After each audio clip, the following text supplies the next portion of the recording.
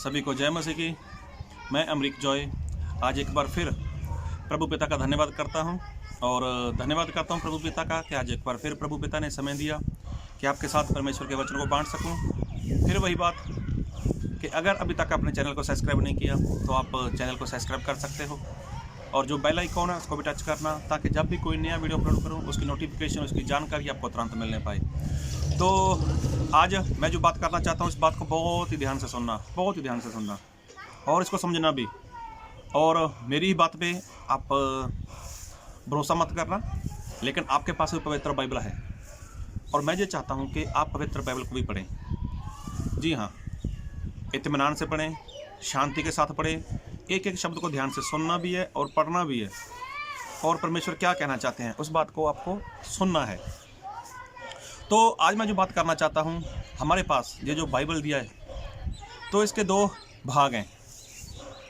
एक को ज़्यादातर बोलते हैं लोग पुराना नियम और दूसरे को बोलते हैं नया नियम, ओल्ड टेस्टामेंट और न्यू टेस्टामेंट। जबकि ना तो ये पुराना नियम है और ना ही ये नया नियम है, लेकिन बाइबल में अगर है तो इसको बोलते हैं पुराना करार और नया करार, मतलब पुरानी वाचा और नई वाचा। जी हाँ, वाचा करार। तो नया करार और पुराना करार, नई वाचा और पुरानी वाचा, तो इसके बारे में हम देखते हैं। तो करार का मतलब, वाचा का मतलब ये होता है कि दो लोगों में जो बातचीत होती है, दो लोगों में जैसे कोई बातचीत होती है तो उसको बोलते हैं करार, उसको बोलते हैं वाचा।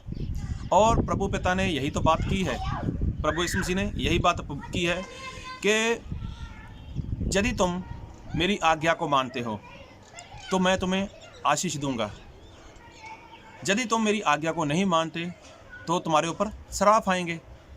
देखो, ये दो बातें हो गई। आज्ञा को मानोगे तो आशीष आएगी, आज्ञा को नहीं मानोगे तो उसका उल्टा हो गया, आज्ञा को तोड़ोगे तो श्राप आएंगे। तो ये दो वाचा हैं। प्रभु यीशु मसीह ने यही बोला है कि मैं मेरी शांति दूंगा, लेकिन किसको दूंगा? जो मेरा पुत्र है उसको शांति दूंगा। ऐसे बहुत सारी बातें बाइबल में हमें पढ़ने को मिलती हैं, हमें सुनने को मिलती हैं, हमें सीखने को मिलती हैं। तो इसको बोलते हैं करार, पुराना करार और नया करार। अभी जब पुराना करार, जब पुरानी वाचा इंसान को दी गई थी, जी हाँ, बात को बहुत ध्यान से सुनना, मतलब पुराना नियम जब इंसान को दिया गया था तो नए की क्यों ज़रूरत पड़ी, नए की क्यों ज़रूरत पड़ी? और बाइबल में तो उसके बारे में ऐसा लिखा है, मैं आपके लिए वचन पढ़ूंगा नए नियम से, कुलसिया उसका 2 अध्याय, और उसका पढ़ूंगा आपके लिए मैं 14 और 15 वचन। और विधियों का वह लेख जो हमारे नाम पर और हमारे विरोध में था मिटा डाला, और उसे क्रूस पर कीलों से जड़कर सामने से हटा दिया, और उसने प्रधानताओं और अधिकारों को ऊपर से उतारकर उनका खुल्लम खुला तमाशा बनाया, और क्रूस के द्वारा उन पर जय जयकार की ध्वनि सुनाई। तो देखो, बाइबल में लिखा है कि जो परमेश्वर ने पुराने नियम में, पुरानी वाचा में, पुराने करार में विधियां दी थीं, जो परमेश्वर ने पुराने नियम में, पुराने करार में, पुरानी वाचा में, मतलब जो प्रभु यीशु मसीह के आने के पहले की बात कर रहा हूँ मैं, उसमें जो परमेश्वर ने विधियां दी थीं, जो परमेश्वर ने कानून दिए थे, तो उसके बारे में लिखा है वो इंसान के विरोध में थे, इंसान के विरोध में थे। और प्रभु यीशु मसीह ने क्या किया? उसे क्रूस पर कीलों से जड़कर सामने से हटा दिया। देखो, जो पुरानी वाचा थी, जो पुराना करार था, उसको क्या कर दिया? उसको निकाल दिया, उसको हटा दिया वहाँ से। और 15 में लिखा है, और उसने प्रधानताओं और अधिकारों को ऊपर से उतारकर उनका खुल्लम खुल्ला तमाशा बनाया, और क्रूस के द्वारा उन पर जय जयकार की ध्वनि सुनाई। देखो, खुल्लम खुल्ला तमाशा बना दिया, जो परमेश्वर ने आज्ञाएं दी थी। तो प्रभु यीशु मसीह ने ऐसा क्यों किया? क्यों प्रभु यीशु मसीह ने उसका खुल्लम खुल्ला तमाशा बना दिया? क्यों प्रभु यीशु मसीह ने उसको क्रूस के ऊपर, लिखा है कि क्रूस के ऊपर कीलों के साथ उसको जड़ दिया और उसको वहाँ से हटा दिया? तो बाइबल में ऐसा लिखा है कि जो पाप की क्षमा है वो लहू से है। लहू से क्या है? पापों की क्षमा है। तो पापों की क्षमा लहू से है। तो ऐसा था कि पुराने नियम में, पुरानी वाचा में, पुराने करार में जब परमेश्वर ने ऐसा बोला था यदि कोई पाप करेगा तो वो बैल का लहू लेकर आए, वो मेमने का लहू लेकर आए, वो किसी भेड़ का लहू लेकर आए। तो ऐसा परमेश्वर ने बहुत सारी विधियां वहाँ पर दी थी, बहुत सारे कानून दिए थे। आप लोग सभी जानते ही हो, आपने पढ़ा भी है, सुना भी है। लेकिन मैं उसको खोलना नहीं चाहता, वीडियो लंबा चला जाएगा। तो ये बातें जब परमेश्वर ने उनको बोली थी तो लोग क्या करते थे? साल में एक बार वो अपने गुनाहों की क्षमा के लिए याजक के पास जाते थे और वहाँ पर अपने लिए जो भी वो बलि की चीज़ लेकर आते थे तो उसको वहाँ पर देते थे। उसका लहू लेकर वो परमेश्वर का दास परमेश्वर के पास जाता था और उनको पापों की क्षमा हो जाती थी। लेकिन उनके पापों की क्षमा होती थी जो, तो उनको साल में तो फिर ऐसा करना पड़ता था, हर बार उनको लहू देना पड़ता था। लेकिन ये बात प्रभु यीशु मसीह ने नए नियम में आकर उसको बदल दिया। तो उसको बदलने का कारण बहुत ध्यान से बहुत बात को सुनना और समझना कि उसको बदलने का कारण क्या था। क्योंकि इंसान ने आज लहू दे दिया, उसके बाद तुरंत गलती कर सकता है, हफ्ते बाद गलती कर सकता है, 1 महीने बाद वो पाप कर सकता है। तो हर बार उनको साल में एक बार वो बलि देनी पड़ती थी, उनको लहू देना पड़ता था। खैर, ये मेरा मैटर नहीं है। लेकिन मैं बात जो करना चाहता हूँ कि प्रभु यीशु मसीह ने इस व्यवस्था को, जो पुरानी वाचा थी, पुराना करार था, पुराना नियम था, उसको प्रभु यीशु मसीह ने क्रूस के ऊपर कीलों में जड़कर सामने से क्यों हटा दिया? जी हाँ, एक बार फिर पढ़ूंगा 2:14। और विधियों का वह लेख जो हमारे नाम पर और हमारे विरोध में था मिटा डाला और उसे क्रूस पर कीलों से जड़कर सामने से हटा दिया। देखो, हमारे विरोध में था, मतलब पुराने करार से कोई भी इंसान परमेश्वर के पास जा ही नहीं सकता था। तो तब क्या चाहिए था? मेमने का लहू, और वो भी जिसमें कोई दाग ना हो, जिसमें कोई पाप ना हो। तो उस मेमने का लहू इंसान के लिए चाहिए था। और वो मेमना कौन था? वो मेमना प्रभु यीशु मसीह था। लेकिन प्रभु यीशु मसीह उस व्यवस्था के रहते हुए, उन विधियों को रहते हुए अपना लहू नहीं दे सकते थे। क्योंकि बाइबल में एक बात लिखी है, मैं आपके लिए वचन पढ़ूंगा, रोमियो उसका 7 अध्याय और उसके 1 वचन से। हे भाइयों, क्या तुम नहीं जानते, मैं व्यवस्था के जानने वाले से कहता हूँ कि जब तक मनुष्य जीवित रहता है तब तक उस पर व्यवस्था की प्रभुता रहती है। देखो, जहाँ पर लिखा है कि जब तक मनुष्य जीवित रहता है तो उसके लिए क्या रहती है? व्यवस्था की पालना करना उसके लिए वो जरूरी रहता है। और फिर लिखा है 2 में, क्योंकि विवाहिता स्त्री व्यवस्था के अनुसार अपने पति के जीते जी उससे बंधी है, परंतु यदि पति मर जाए तो वह पति की व्यवस्था से छूट गई।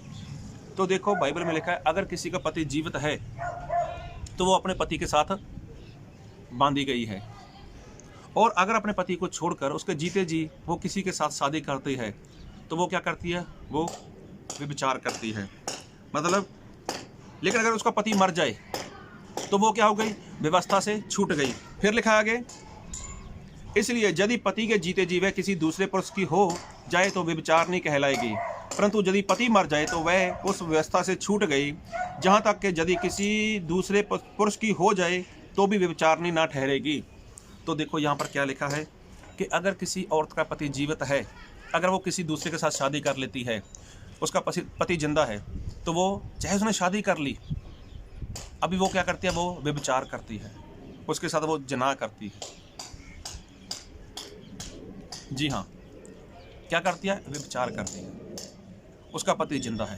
अगर उसका पति मर गया, बात को बहुत ध्यान से सुनो, उसका पति मर गया, उसके बाद वो शादी कर ले, अगर किसी दूसरे पति की हो भी जाए तब वो उसके लिए वो व्यभिचार नहीं है, तब वो ये उसके लिए व्यभिचार नहीं है। और फिर लिखा है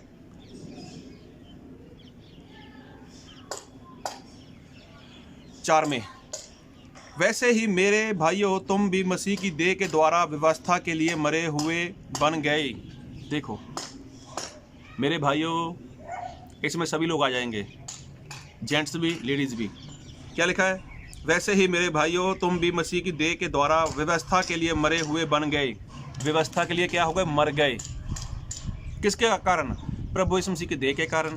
प्रभु यीशु मसीह की देह के कारण मतलब प्रभु यीशु मसीह जब क्रूस के ऊपर हाथ पाँव में कीले ठोक दी, प्रभु यीशु मसीह को क्रूस के ऊपर जब लटका दिया, तब क्या हो गए, हम भी व्यवस्था के लिए मर गए। हाँ, कि उस दूसरे के हो जाओ जो मरे हुओं में से जी उठा, ताकि हम परमेश्वर के लिए फल लाएं। तो हम क्या होना है, हमें दूसरे के लिए होना है। दूसरे का होना है, दूसरा बोले तो प्रभु यीशु मसीह। तो प्रभु यीशु मसीह का होने के लिए प्रभु यीशु मसीह ने क्या कर दिया हमारे लिए, अपनी जान दे दी। प्रभु यीशु मसीह ने क्या कर दिया हमारे लिए, उसी व्यवस्था को क्रूस पर ले जाकर क्या उसको भी वहाँ पर टांग दिया। और एक बार फिर पढ़ूंगा वचन 7:3 पढ़ूंगा रोमियो। इसलिए यदि पति के जीते जी वह किसी दूसरे पुरुष की हो जाए तो वे व्यभिचारिणी कहलाएगी। अगर इंसान के बारे में लिखा है, अगर उस व्यवस्था के रहते हुए वो इंसान मसीह के ऊपर विश्वास करता तो ये उसके लिए सही नहीं था। तो वो क्या था, वो व्यभिचार था, ऐसा लिखा है यहाँ पर।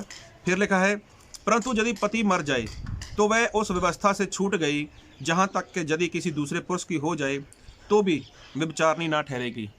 तो जब उसका पति मर गया, जब उसका पति ही मर गया, तो अभी वो कहीं पर शादी कर सकती है, अभी वो किसी दूसरे पुरुष की हो सकती है।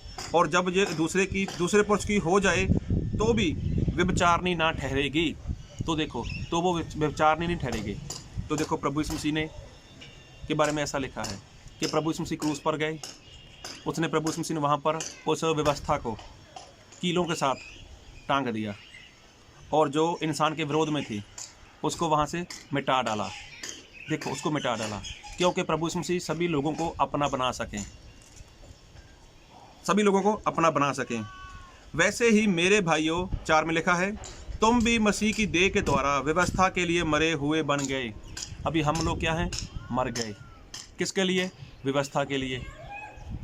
एक बार फिर पढ़ूंगा, वैसे ही मेरे भाइयों, तुम भी मसीह की देह के द्वारा व्यवस्था के लिए मरे हुए बन गए कि उस दूसरे के हो जाओ जो मरे हुओं में से जी उठा, ताकि हम परमेश्वर के लिए फल लाएं। देखो कितनी बड़ी बात, प्रभु यीशु मसीह जो क्रूस पर उस व्यवस्था का खुल्ला तमाशा बना दिया ना, तो इसी कारण बनाया था, ताकि जो इंसान है जो वो क्या करे, प्रभु यीशु मसीह का हो जाए। और अगर वो व्यवस्था रहती तो इंसान प्रभु यीशु मसीह का होता भी तो वो क्या था, वो व्यभिचार करता, वो ज़िना करता। तो देखो, प्रभु यीशु मसीह नहीं चाहते थे कि उसके लोग व्यभिचार करें, तो इसलिए प्रभु यीशु मसीह ने उस व्यवस्था को निकाल दिया। और 7 की 1 में फिर लिख पढ़ूंगा, हे भाइयों, क्या तुम नहीं जानते, मैं व्यवस्था के जानने वालों से कहता हूँ कि जब तक मनुष्य जीवित रहता है तब तक उस पर व्यवस्था की प्रभुता रहती है, जब तक इंसान जीवित रहता है। तो जब इंसान मसीह के ऊपर विश्वास करता है तो सबसे पहले वो बपतिस्मा लेता है, और बपतिस्मा लेने का मतलब वो मर जाता है।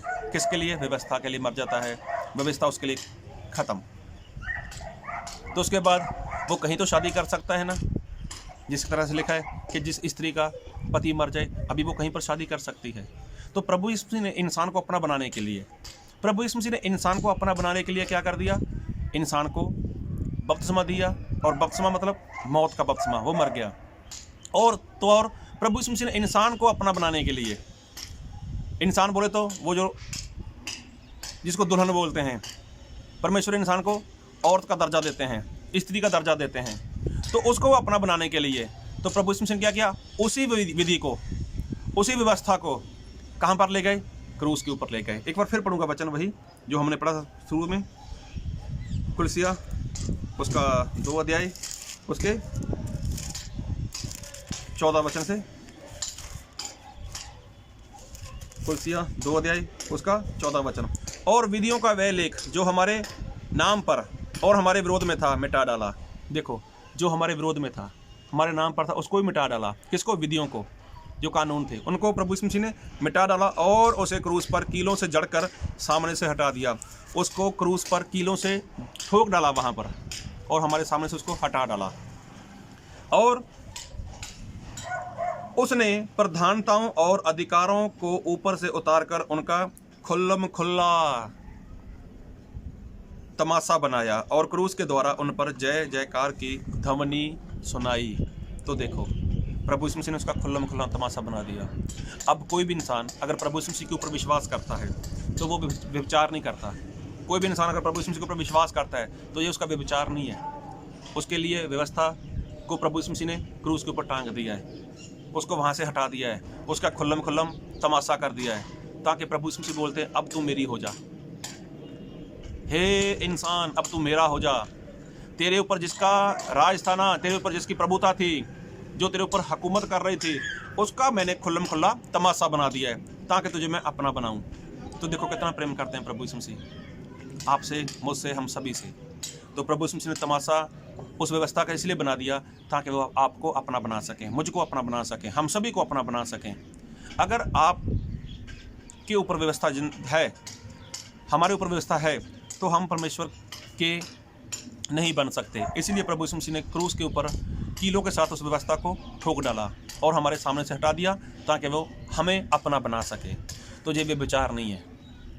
जी हाँ, ऐसा हम कर सकते हैं। बाइबल में लिखा है कि यदि किसी स्त्री का पति मर जाए तो वो कहीं दूसरी जगह शादी कर सकती है, और ये उसके लिए विचार नहीं है। लेकिन अगर किसी का पति जीवित है, अगर वो कहीं पर शादी करती है तो वो विचार करती है।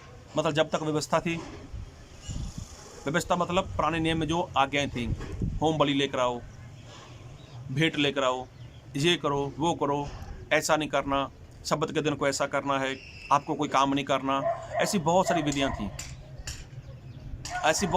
थी। तो मैं सारी विधियां नहीं खोलना चाहता, लेकिन जो आज्ञा 10 हैं, 10 आज्ञा तो है ही बाइबल में, वो तो आपको नए नियम में भी पूरी करनी है। नए नियम में जो आज्ञा परमेश्वर ने दी है, 10 आज्ञा हैं, मैं उनकी बात नहीं करता। उसके अलावा और भी थी, और भेंट थी, और बहुत कुछ था, होम बलि थी, मेल बलि थी, जैसे नया चांद हो गया, ऐसे बहुत सारे कुछ थे, पर्व जैसे कुछ बहुत सारी ऐसी बातें थी। अभी मैं उनके ऊपर चर्चा नहीं करना चाहता, वीडियो काफ़ी लंबा जा रहा है, लेकिन मैं यही कहना चाहता हूँ, प्रभु यीशु मसीह ने उन विधियों को बाहर निकाल दिया। जब प्रभु यीशु मसीह ने उन विधियों को बाहर निकाल दिया, तो प्रभु यीशु मसीह ने कोई नया बीच में नहीं डाला। 10 आज्ञा परमेश्वर ने वही रखी हैं। हाँ, सिर्फ बदला क्या है, होम बलि परमेश्वर ने बदल क्या दिया है कि जो पहले लोग बैल देते थे, उसका लहू देते थे, कोई बकरा देता था, कोई भेड़ देता था, कोई किस तरह से कुछ देता था, लेकिन प्रभु यीशु मसीह ने वो सब कुछ निकाल दिया। अब अगर है तो सिर्फ और सिर्फ प्रभु यीशु मसीह का लहू है, वही मेमना है, वही निष्कलंक है, उसमें कोई दाग नहीं है, उसमें कोई पाप नहीं है, वही पवित्र है प्रभु यीशु मसीह, और उसी के लहू के द्वारा पापों की क्षमा है। तो बाकी जो से इंसान बलि देता था या जो भी इंसान लहू लेकर जाता था, तो उसको प्रभु यीशु मसीह ने निकाल दिया है। अगर आपको बात समझ आई तो बहुत अच्छी बात है, अगर नहीं आई तो कोई बात नहीं, आप मेरे से बात कर सकते हो। मेरा कॉन्टैक्ट नंबर हर बार बीच में दिया जाता है वीडियो में, तो आप जब भी आपका मन हो तो मुझे कॉल करना।